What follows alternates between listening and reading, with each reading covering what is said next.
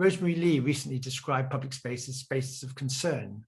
I would also add that public space can also be seen as a place for democratic action, where the potential for change can be practiced and where performance, often disruptive, can have the potential to change the ways we look, experience, and relate to each other and feel about the worlds we live in. One of our underlying questions in this pandemic and times of emergency and recovery is, what opportunities are there now for forward-looking and hope-building through public performance? Performance in public space as practices have been wide and dense and been able to engage audiences in proximity, in walks and trails, in one-to-one relationships, on bicycles and mobile pianos, lying on one's back and looking at the clouds as buskers and strolling musicians, and much more. COVID-19 has obviously reduced the confidence in social interaction. I mean, how will this impact on the potential pleasure that audiences experience in sharing physical space? How might arts, productions, and practices restore this? I mean, a day like this can only begin to ask questions by noting ideas and trends, and to offer insights into artists, producers, and researchers' creative thinking, especially as to what might happen and what is beginning to emerge from these times of pandemic. I mean, we want to explore how opportunities can and have emerged from limitations.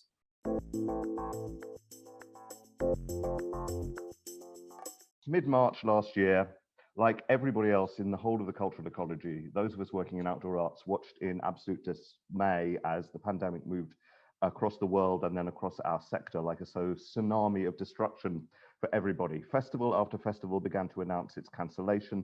Funders reluctantly started withdrawing their funding investment. New work was basically put on hold, and the notion of amassing a crowd in a public space became a civic abomination. The timing was really cruel. It came at a point that March when inquiries and pencil bookings were absolutely just about to turn into contracts, and it quickly became clear that a signed contract was not going to be particularly helpful. We all started trying to work out what our rights might be if things got cancelled, but that unraveled pretty fast too. What I saw immediately was the fragility of the sector, and that was absolutely true of outdoor arts, but true of everybody working in the cultural sector, but kind of true of everybody if you were in hospitality or if you were working anywhere. Suddenly you realized how vulnerable you could be. We nervously awaited news of government financial arrangements, and a very tiny proportion of the outdoor arts world, it should be noted, are in salary positions, including myself. Lucky me, the majority are freelancers, jugglers, directors, acrobats, pyrotechnicians, freelance producers, production managers. The employment is seasonal because of the weather mostly, and alongside many causes of concern around all this, there was this kind of quiet sense of panic coming along. And of course, then there was the international touring circuit, and for those who rely on that, Brexit was already there, so that was already looking pretty fragile. And then sooner than we imagined, the borders started being closed down. We thought it would be for another reason. So travel started looking uncertain for anybody who relied on that to underpin their budget, be they a big company or an individual performer. But for those of us in England, at least, the Arts Council's response was very swift and robust, and there was a very, very welcome Arts Council England Benevolent Fund dedicated to the outdoor arts sector.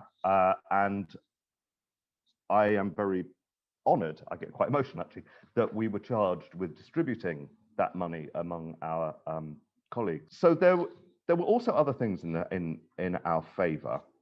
I'm not trying to just do a positive spin on this, but I think one of the really great strengths generally is that we don't, on the whole, have buildings. We're not reliant upon the whole fabric of operating some kind of institution. So many of the artists are indeed moving, transient, rehearsing in one place, performing in another. They don't have those overheads. And that actually was one of the big panics for the wider cultural sectors. What do? We can't sell tickets. We can't open our doors. We didn't have that. We didn't have, on the whole, there are obviously really important exceptions to this, but we didn't have these very onerous and difficult financial burdens. And also a lot of the work is unticketed. So again, our income was not in the same way reliant upon tickets. And of course, the sector is full of incredibly resourceful people. That everybody's doing 110 different jobs, not everybody, but you know what I mean. And actually, a lot of people just say, well, I'll just go to the other bit that I do in the winter, or I'll swerve over there and do that bit of my work. or I'll use my touring van to be an Amazon delivery person if I have to, or brilliant resources to keep themselves going. But there was a crucial impact beyond the cash, beyond all of that, was the reason that we work in this sector is deliberately to be beyond the mainstream. And we want to be in a setting that is absolutely the opposite to being in a socially distanced world. We want to bring people together. We literally want to have them rammed together in a public space. We want to celebrate that local environment that we bring them in. We want to unite communities, and suddenly that's what was taken away. That was the really painful bit. However, tenacity, wow, what a sector. Immediately, we saw examples of how artists began to find a way. Festivals started reinventing themselves, changing their dates, changing how they delivered, changing where they delivered, how they reached out to audiences, how they ticketed events. There were all sorts of creative responses.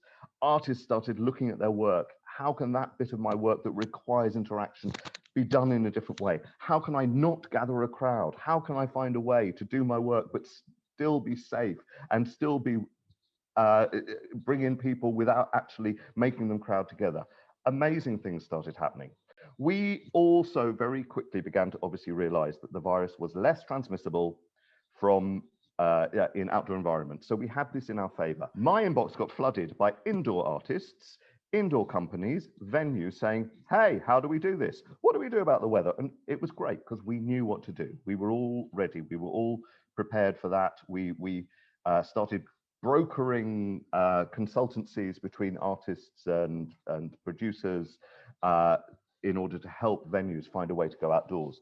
What's been wonderful about this is the democracy of what the pandemic has given us. I always wanted to run this organization as a despite my executive director title, as a democratic organization owned by the membership, and was finding it quite hard to make that happen. And suddenly finding myself and my organization accountable to that membership on a weekly basis, and we still do this, we still meet online. Things like that won't change. It's been great to see that we have been able to respond to things beyond just the pandemic in the work. It's been important to see that the environment has not disappeared from our agenda, that Black Lives Matter is there in the work, that actually the celebration of community and cohesion that we've always done will carry on.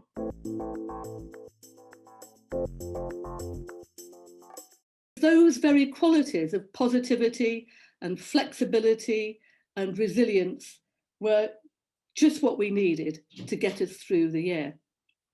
And we spent the early part of the year learning about Teams and Zoom and Hopin and thinking about how we could go digital, reluctantly, because we were also determined to get out and about in the outdoors where we belong and show that we were still in business.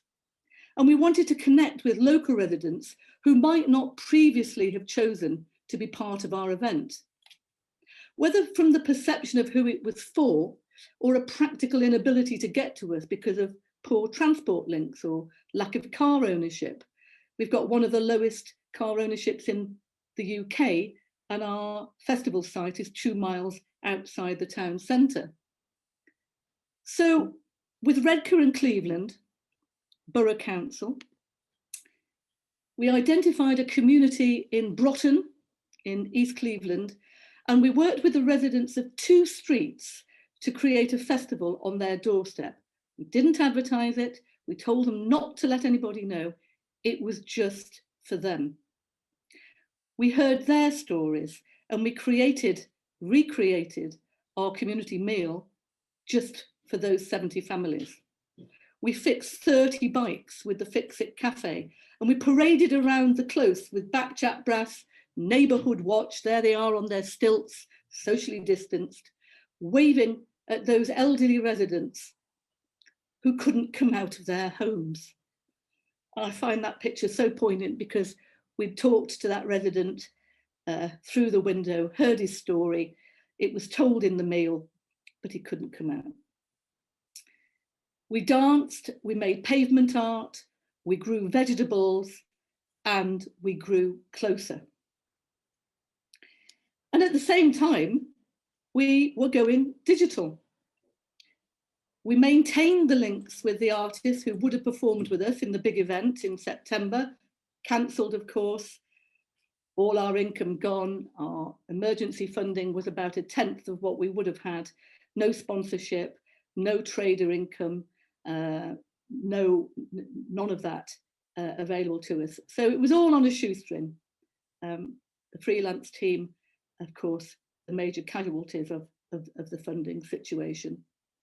So we maintained links with the artists who would have been with us, and we created online activity packs, everything from gobbledygooks, cloud gazing, to foraging, cooking on a budget, dressing as a dandy with Patrick Ziza. We commissioned a socially distanced performance to take place on the beach. The activity packs we printed and we distributed to those who didn't have access to a computer. And working with the council's adult and social care team, we distributed them to those people who really needed them. So we actually reached 70,000 people, more than double or nearly double the people who would have come to the festival. And as Angus mentioned, you know, they came from all over the world: US, Australia, India, Canada, Scandinavia. And doing the hyper-local event too, we learned a huge amount about what audiences want and need, and what we need to do to be more relevant and more inclusive.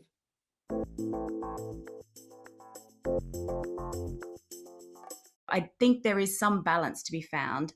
It's more of a question than an answer about the fact that the digital stuff is so much better for access, and that for so many years, people who are focusing on access for work have been saying we need to make stuff digital, and everyone's been going, oh, it's impossible. And then the pandemic hit and suddenly all this digital stuff was able to happen. And I hope that that doesn't go away. In thinking about how I worked, when the pandemic first hit and everybody suddenly, like I was going to the Outdoor Arts UK weekly drop-ins and loads of people are talking about, I'm making this thing in my window and I'm making this thing for streaming and I'm da-da-da. And I couldn't, I was going like, I need to make streaming things. I need to go digital. I need to make something in my street. And then I realized that those things, there are people who did digital really brilliantly, and there were people who did these hyper-local things really brilliantly, but it wasn't the skill set that I had, and it wasn't the thing I was super interested in. It didn't feed what I was trying to do. And so I decided not to try and go digital. And I think also because in the past I've had quite a few things where I've done TV spots or whatever, and I've noticed that my timing is live human interaction timing and it's not screen timing. So I had local space, but I was mostly creating over Zoom, and that gave me opportunities to make the work together more accessible for my director, who has children and was able to, Charlotte Mooney from Occam's Razor, she has one child and she was able to parent more and work with me. But we spread what should have been 2 weeks in a room together over 2 months with Zoom sessions with her and then me working on my own, which was an amazing way of working that I think I will carry on with going forward. It also allowed me to work with a collaborator in Australia, because Zoom doesn't mind what country you're in. And those things are like being able to reach more people, being able to have more accessibility. All of that stuff was excellent. And it gave me this spaciousness where I could work with collaborators and then have time to embed it in my own body before I worked with them again. But then there's the question of how does that work in the future? Getting outdoors at the end of May, I was so relieved that even though the audiences were distanced, they were not distant. When I started one of my shows at the beginning, like I just started and I saw someone start crying, and I asked them afterwards if they were all right, and they were just like, they just couldn't believe they were back in a public space having this collective experience again. And it moved them so much that just the beginning of the show, they lost it. And those kinds of things, I was like, we're back. During the pandemic, managing an inclusive dance organization where half of our stakeholders were classified as extremely vulnerable, and they were petrified. Well, they just weren't wanting to go out at all. And it's only in the recent weeks, actually, that we started going back into the studio, with many of them having had their double vaccinations. So, you know, doing something creative as a collective was just not an option. And I hear you about, yeah, we could start streaming things and turn things into digital, but if you're stuck in your living room and that's all we've got, and we can't even send a cameraman to your living room, what can you do but to stop? So that kind of taking a breath and rethink and, you know, reimagine what culture could be post-pandemic, it was quite an important moment for us, I think.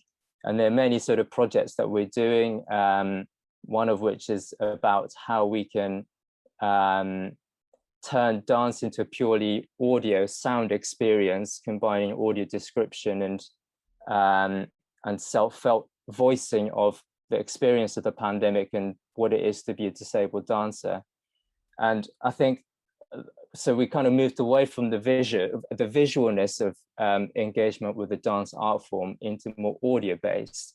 And then that definitely opened up new avenues for us in terms of how we can make our work more accessible. Could we reimagine our existing repertoire and turn that into audio-only experience, which can supplement any audio description that happens at live performances?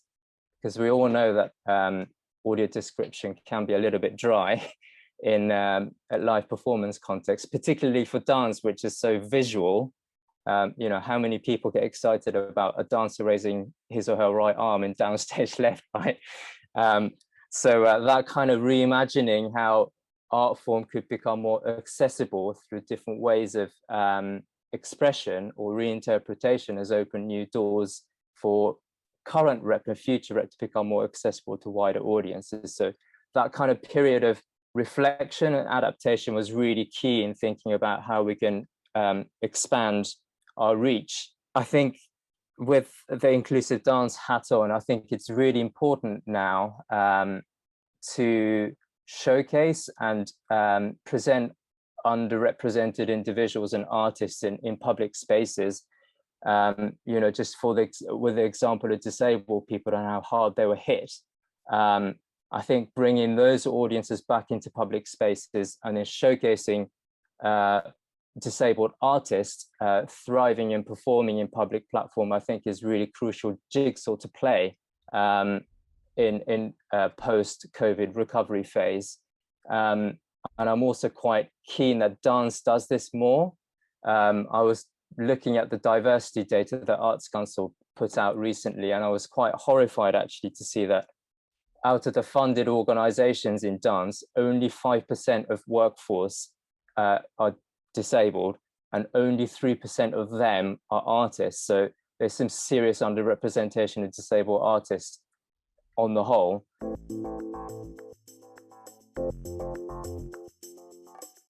Even though I was born here, I'm not from this, you know, I have different things. And I think that in some ways, I feel if I step away from the discourse, the kind of the global westernized discourse from the pandemic has kind of hit us. If I step back and say, I think the West is going through a nervous breakdown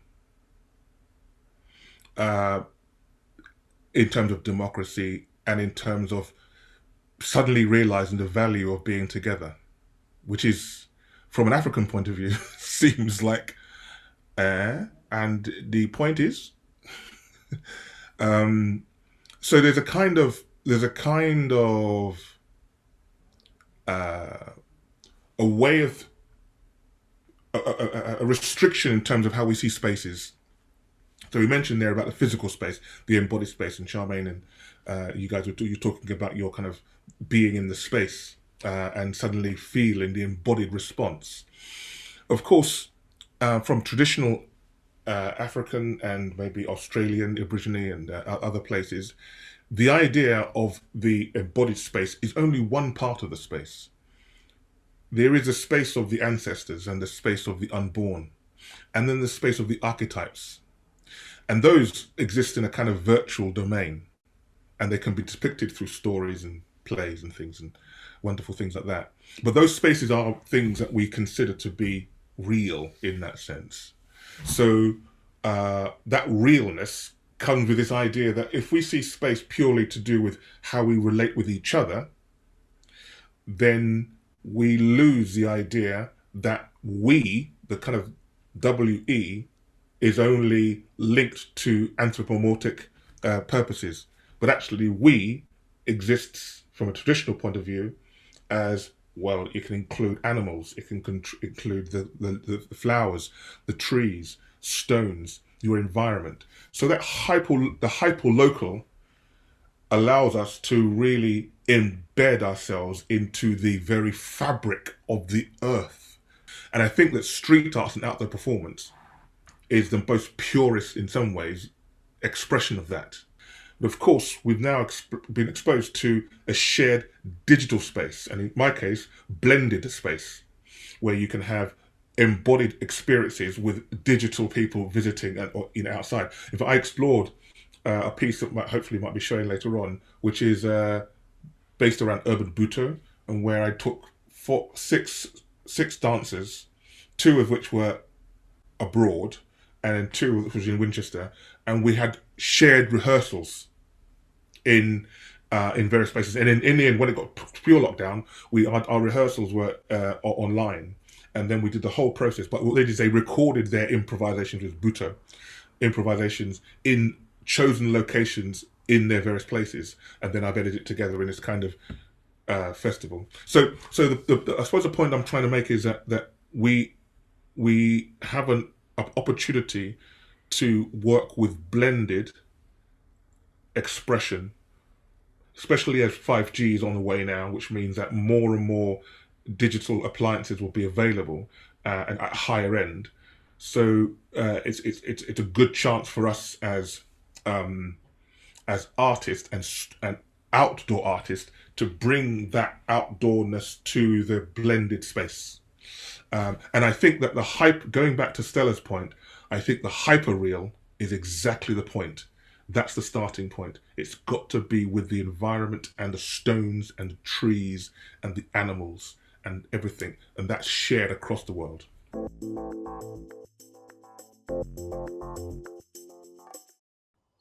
So our project, the full title is Outside the Box, Open Air Performance as Pandemic Response.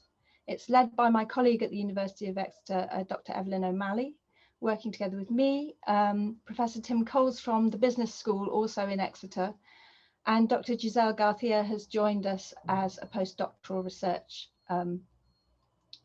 researcher. Our two partners are Exeter City Council and Exeter Culture. These clearly have a lot of knowledge of this specific city and of the logistics of events management and curation. This project arose through a conversation between myself and Evelyn about potential transformations in our creative relationship with the open air that are prompted by the pandemic. And we wrote, the COVID-19 pandemic, while insisting on the relative safety of staying at home, though safe only in relation to infection rates, has brought live performances to and across thresholds and forced domestic interiors to open to and recognise their dependence on an exterior more than human world. We were interested in performances which highlight the imaginative and material erosion of boundaries, to consider what new relationships to the open air are emerging or could emerge. So we were interested in the creative possibilities while also acknowledging the huge economic and logistical challenges facing all artists. Might we use the relative safety of an open air performance and a temporary or desirable move away from an assembled crowd to find new ways of organising shared experience of outdoor performance? And in doing this, can we also move our attention to the spaces around us and the non-humans who share them? So the first of these projects chronologically is Lizzie Philps' GPS Embroidery Acts of Invisible Repair. The beginning of the COVID-19 pandemic made dependency on fragile systems of technology more obvious than ever. Using the signal to stitch across the map, the project asks what are the unseen but essential networks within the urban environment of Exeter and how can we care for them best. Women and girls from 3 different parts of the city will be invited to help to create GPS embroideries around the concept of ecological repair. Through community mapping and workshops, we'll share the small but important ways we can enable biodiversity to thrive. And using GPS signals to record their movements, they will trace a pattern across the Google map. If you see the image on the left, shows how Lizzie's done it previously using the GPS signal to trace a written phrase.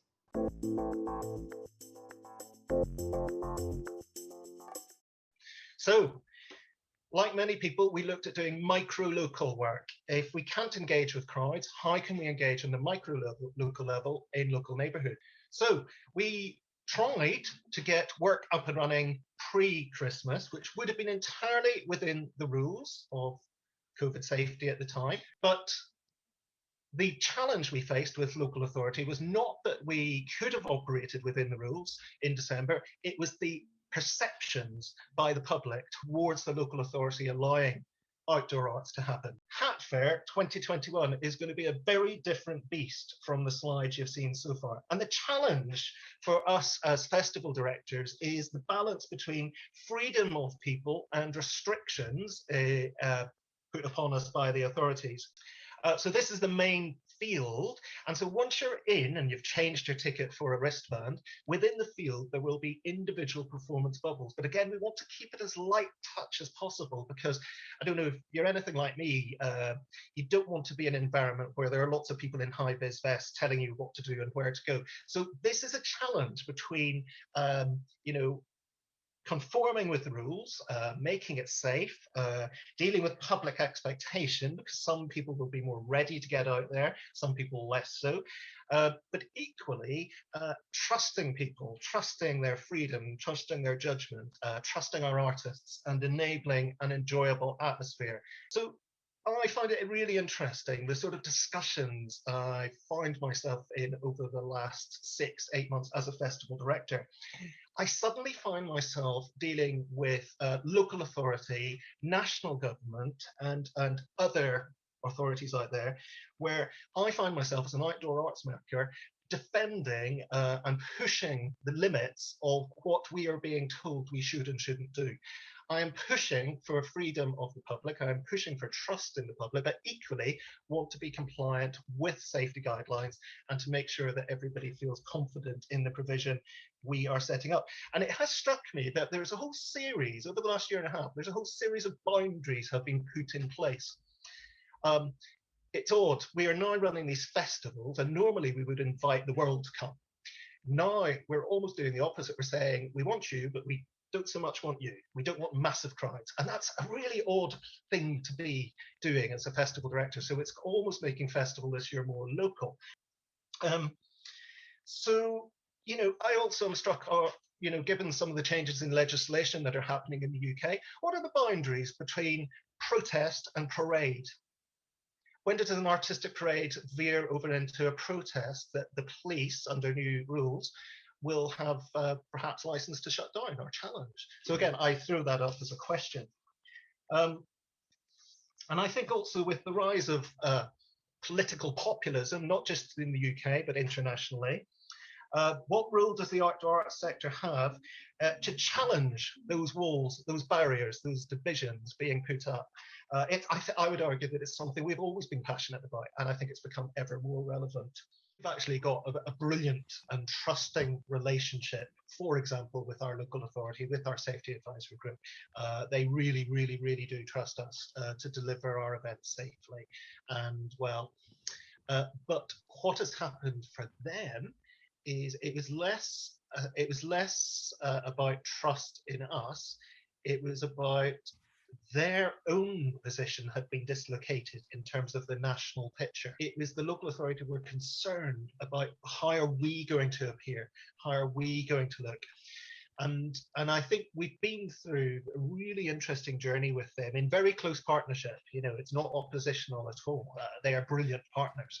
But I think it is that sense of let's do this together. Let's absolutely do this together, because we've got your back, you have our back. We're going to be good. We're going to be good.